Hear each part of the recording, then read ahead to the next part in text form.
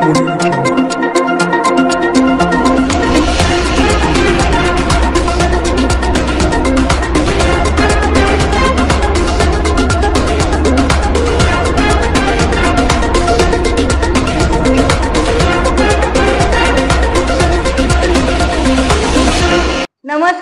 मी Anita. Maharashtra express news मध्ये आपले स्वागत. सामाजिक, सांस्कृतिक, शैक्षणिक व गुन्हेगारी जगातील काही महत्त्वाच्या ठळक घडामोडी. तर प्रथम पाहूया काही ठळक घडामोडी. शिवसेनेचे खासदार संजय राऊत यांना मुंबईच्या महानगर दंडाधिकारी न्यायालयाने मानहानीच्या एका खटल्यात 15 दिवसांची तुरुंगवास आणि 25,000 रुपयांचा दंड ठोठावला आहे.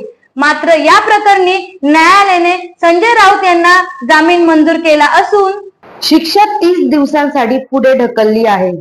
या प्रकरणावरून उद्धव गटाच्या खासदार प्रियंका चतुर्वेदी यांनी सत्ताधारी पक्षावर निशाणा साधला आहे. प्रियंका चतुर्वेदी म्हणाल्या की संजय राऊत राजकीय लढाई लढत आहेत. त्यांच्या संघर्षाने घाबरलेल्या आणि चिडलेल्या विरोधकांना कोणत्या ना कोणत्या युक्तीने त्यांना अटक करायची आहे. चतुर्वेदी पुढे म्हणाल्या की संजय राऊत हे घाबरणारे नेते नाही. संजय राऊत आणि महाविकास आघाडीला जनतेचा पाठिंबा असल्याने ते अधिक ताकदीने लढणार आहेत. कल्याणमध्ये आयोजित ठाकरे गटाच्या संपर्क परिषदेत माध्यमांशी बोलताना त्यांनी हे वक्तव्य केले.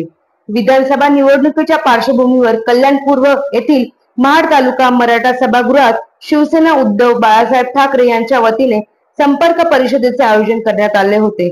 त्यामध्ये राज्यसभा खासदार प्रियंका चतुर्वेदी उपस्थित होत्या, असे चतुर्वेदी यांनी सांगितले. अक्षय शिंदे हा पापी असून तो फाशीच्या शिक्षेला पात्र होता, पण शिक्षा घटनात्मक पद्धतीने व्हायला हवी होती. ते म्हणाले की अक्षय शिंदेच्या मृत्यूने या प्रकरणाशी संबंधित अनेक गुपिते दडली आहे. बदलापूर प्रकरणातील आरोपी तुषार आपटे हा अजून फरार असून सरकार त्याला वाचवण्यात व्यस्त असल्याचा आरोपही चतुर्वेदी यांनी केला. या संपर्कात उद्धव गटाचे जिल्हा प्रमुख धनंजय बोडारे, उपजिल्हा प्रमुख हर्षवर्धन पालांडे, शहर प्रमुख शरद पाटील, कल्याण लोकसभा सहसंपर्क प्रमुख रमेश दादो, मीना माळवे, सुजाता सानप, अंजली नाईक, वैशाली दरेकर राणे आदि अधिकारी उपस्थित होते. बस एक ही चीज़ कहूँगी, ये राजनीतिक लड़ाई जो लड़ रहे हैं वो राजनीति के चलते घबराए हुए बौखलाए हुए लोग उनको अरेस्ट करने में तुले हुए हैं, क्योंकि वो जानते हैं कि संजय राउत जी वो लड़ाई लड़ रहे हैं जिनकी इन गीदड़ों में हिम्मत नहीं थी, इसलिए वो पार्टी छोड़कर भागे थे. वो पहले भी जेल गए थे. हाईकोर्ट ने जो फटकार लगाई थी जब उनको बेल मिली थी वो जनता के सामने है. तो ये कितना भी कोशिश कर लें सच्चाई छुपेगी नहीं. ये कितना भी उनको चुप कराने की कोशिश कर लें वो चुप रहने वाले नहीं हैं, और वो जब लौट कर आएंगे वो और मजबूती से लड़ेंगे. और मैं जानती हूँ कि जनता का प्रतिसाद और जनता का समर्थन उनको और भी मिलेगा, और महाविकास आघाड़ी के साथ साथ उद्धव बालासाहेब ठाकरे जी को निर्णायक भूमिका में, निर्णायक रोल में उनको विजयी बनाएगा. संपर्क मेळावा आहे आणि त्यातमध्ये आम्ही महिलांसोबत आणि पुरुषांसोबत, कार्यकर्त्यांसोबत, आमचे पदाधिकारीसोबत हम चर्चा करत आहे. इसलिए क्योंकि अभी कुछ दिनों में हमारे इलेक्शंस आने वाले हैं. साथ ही साथ उनकी क्या दिक्कतें हैं, क्या यहाँ के मुद्दे हैं. आपका देखिए एक खासदार है यहाँ पर, वो खासदार बड़ी बात की थी कि 5 लाख के वोट मार्जिन से जीतेंगे, पर हमारी वैशाली दरेकर जी ने इतनी अच्छी लड़ाई दी कि 3,80,000 वोट उनको मिले हैं. और वहाँ पर हमारी और भी बड़ी जिम्मेदारी बनती है कि जनता की जो भी दिक्कतें हैं, जनता के जो भी प्रॉब्लम्स हैं, हम जनता की प्रॉब्लमों को पूरी तरीके से समझें और उनकी आवाज़ बनकर खड़े रहें. मैं उनके घर वाले क्या कर रहे हैं क्या नहीं कर रहे हैं मैं उस पर चर्चा नहीं करना चाहूँगी, क्योंकि वो एक पापी थे. उन्होंने सबसे बड़ा पाप किया है.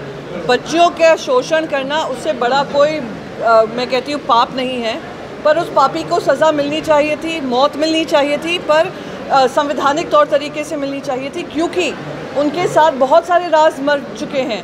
तुषार आपटे कहाँ हैं? तुषार आपटे अब तक गायब क्यों हैं? तुषार आपटे किसके बचाव में उनको बचाया जा रहा है? तुषार आपटे की स्कूल में सीसीटीवी फुटेज गायब हो गया. उससे पता चलता क्या सिर्फ यही 2 बालिका थी जिनके साथ शोषण हुआ है, या बहुत सारी ऐसी बालिका हैं जिनकी हिम्मत नहीं हुई है आकर सामने बताने की? तो बहुत सारे ऐसे राज, बहुत सारी ऐसे तथ्य जो सामने आने चाहिए थे वो कहीं ना कहीं ख़त्म करने का काम हुआ है.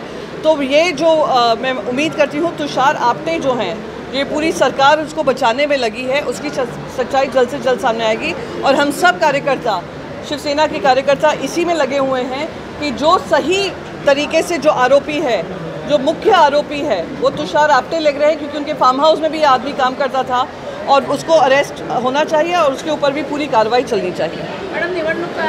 या होत्या शहरातील महत्त्वाच्या ठळक घडामोडी. आमचे एकच ध्येय, आम्ही तुमच्या सोबत. तर पुन्हा भेटूया याच ठिकाणी याच वेळी. तोपर्यंत धन्यवाद.